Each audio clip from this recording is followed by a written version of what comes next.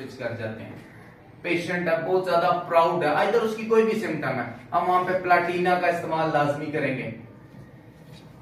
खुदकुशी tendency, suicidal tendency, basic हमने आरएमएट को एक टिपिकली उसके ऊपर कर दिया हुआ है कि सर सुसाइडल टेंडेंसी के ऊपर, हालांकि सुसाइडल टेंडेंसी की बेसिकली ये मायूसी है, क्योंकि मायूसी के बाद इंसान खुदकुशी, तो किसी भी केस के अंदर आपको ये मिलती है तो आरएमएट आपकी, ये वो मेंटल रूब्रिक्स हैं।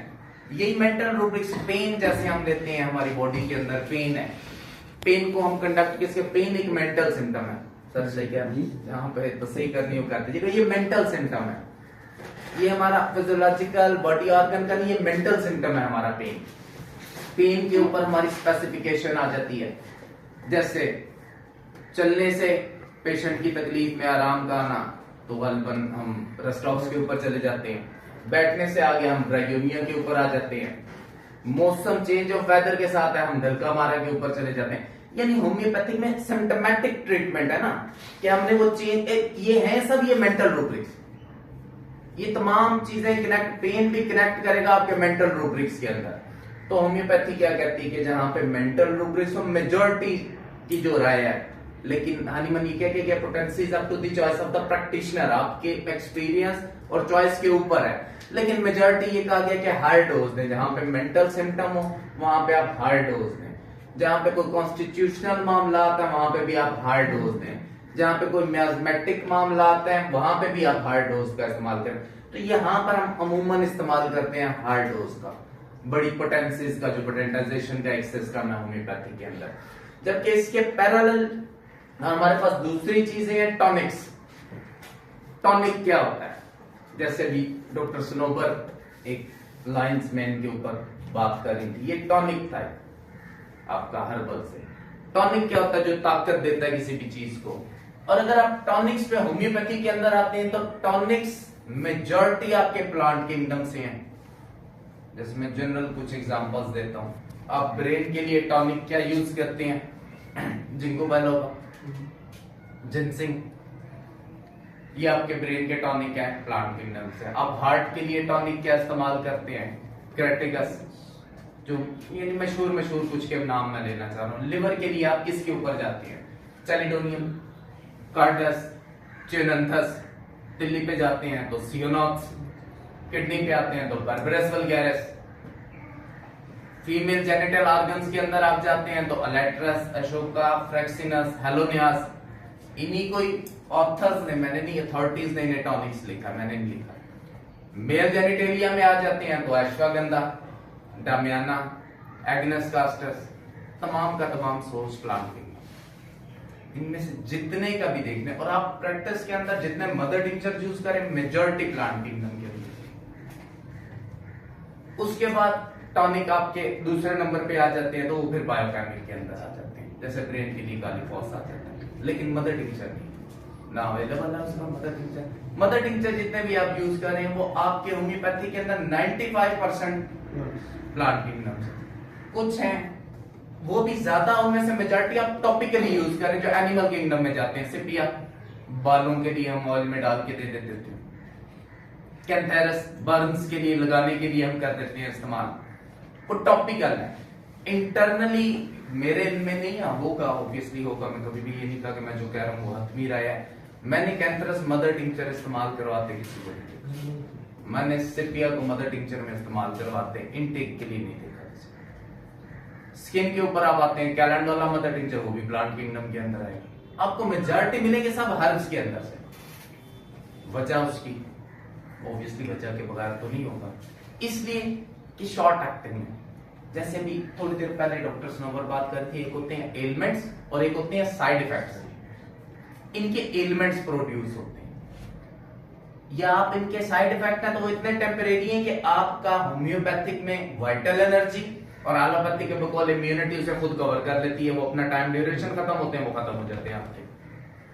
तो सेम जो ये बताए थे, मेरी कोई रिसर्च नहीं है उसके ऊपर, लाइन मीन्स के ऊपर, मुझे यही समझ आया कि वो भी है कि वो भी आपका एक नर्व टॉनिक, वो आपका एक नर्व बूस्टर है, जैसे उन्होंने बाकी भी नाम लिए, बैकोपा मिनोरी का लिया।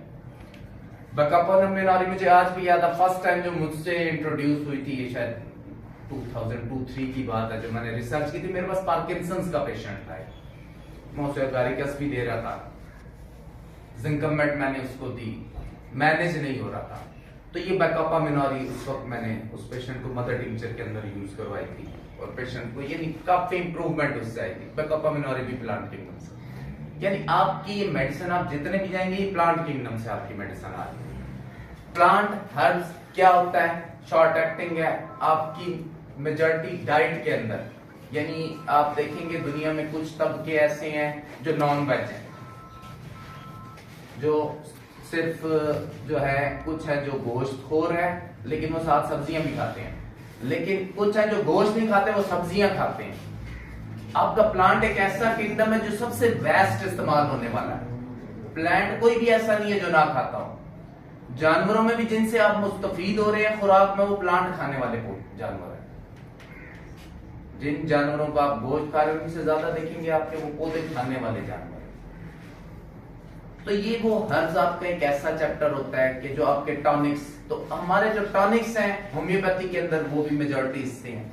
एक हमारी रेमेडी है कालीफॉस, बायोकेमिक साल्ट है, सिस्टर का बायोकेमिक साल्ट हम इसको कहते हैं। इसको भी हम एज अ टॉनिक करते हैं। रेमेडीज चूंकि मुझे टाइम बताया गया था कि 20 मिनट में आपने उसको वाइंड अप करना है, जहां पर आप लोग तंग हो या मेरा टाइम पूरा मुझे बता देते हैं। तो कालीफॉस के ऊपर से बात करना चाहूंगा कि ये टॉनिक तो होते हैं, लेकिन मेरे भाई हैं, मेरे मुहतरम हैं, मेरे उस्ताद भी हैं डॉक्टर अब्दुल सत्तार साहब, हमने कोई 4-5 साल पहले ना एक ग्रुप बनाया, हमने मैट्रिया मेडिका को पढ़ना शुरू किया उस ग्रुप के अंदर। तो हमने जब स्टार्ट किया ना, तो हमने कहा कि यार इसको ना हम टिपिकल वे से निकल के थोड़ा सा हम इसको पढ़ेंगे। हम पढ़ेंगे कि मेडिसिन करती तो है सर, जैसे बर्ड का मैट्रिया मेडिका, फिजियोलॉजिकल मैट्रिया मेडिका, ये जो भी बात हो रही है ना, कि डिटेल में मैं नहीं जा रहा, मैं आपको एक हिंट दे देता हूँ कि आपने ब्रेन, नर्वस सिस्टम, होम्योपैथी का कुछ पढ़ना है तो आप बर्ड का मैट्रिया मेडिका पढ़ लीजिए। वो आपको बताएगा एंटम टार्ट, एंटम क्रूट, वेगस नर्व के ऊपर काम कर रही है, आपकी ऑप्टिक नर्व पे कौन सी रेमेडी, उसने एक एक दवाई की सारी दी हुई है। कंप्लीट आपके क्रेनियल नर्व्स को उसने रेमेडीज के साथ अटैच कर दिया हुआ।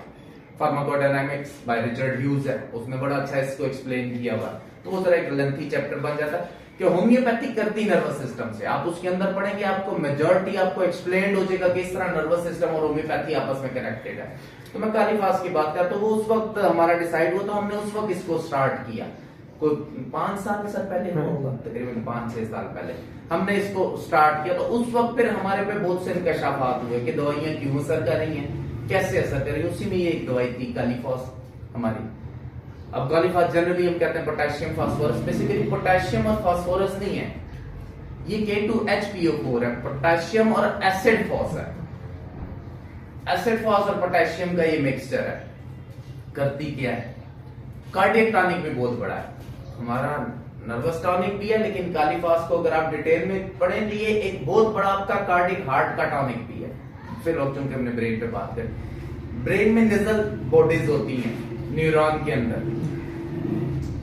निजल बॉडीज क्या है, राइबोसोम्स हैं, लिपिड्स हैं, इससे बनी हुई हैं। अब राइबोसोम हमारी बॉडी में जहां पे भी होगा वो क्या करेगा, प्रोटीन फॉर्म करेगा, उसका काम ड्यूटी यही है कि उसने प्रोटीन बनानी है। और बेसिकली इलेक्ट्रोमैग्नेटिक वेव्स को पूरी बॉडी के अंदर इसका काम है लेके जाना, क्योंकि न्यूरॉन का पार्ट है, न्यूरॉन का काम भी यही है। कालीफॉस रीजनरेट करती है इसको। अभी थोड़ी देर पहले डॉक्टर स्नोबर कह रही थी कि रीजनरेट सेल चीजें नहीं होती बॉडी के अंदर, ऐसा नहीं। रीजनरेट कालीफॉस को आप पढ़े बैठ के, कुछ ना पढ़े, जेडी पाटिल की पढ़ लें, बड़ी आप डिटेल थ्योरीज में ना जाए, आप जेडी पाटिल जो मैट्रिया मेडिका उठा ले, उसके अंदर पर उसमें भी आपको लिखा हुआ मिल जाएगा, रीजनरेट करता है निजल सेल को। अब कालीफॉस करती क्या, ये तो हम सबको पता है, यादाश्त की हमारी कमजोरी कालीफॉस दूर करती है। हमारे कहीं पे भी स्फिंक्टर वीक है, चाहे वो यूरिनरी ब्लैडर के इवन स्फिंक्टर वीक है, कालीफॉस आपकी बड़ी दवाई है। कार्डियक टॉनिक कालीफॉस आपका है। न्यूरोस्थीनिया के अंदर जितनी चीजें भी आ जाएंगी, चाहे वो पार्किंसंस है, चाहे वो स्पर्मेटोरिया है, तमाम के अंदर कालीफॉस का एक प्रॉपर वर्क है। आपके पैरालिसिस के अंदर, यानी एक टॉनिक, क्योंकि टॉनिक के तौर पे आ गया ना ताकत। बायोकेमिक थ्योरी क्या थी सस्टर के, होम्योपैथी और बायोकेमिक थ्योरी दो अलग चीजें हैं।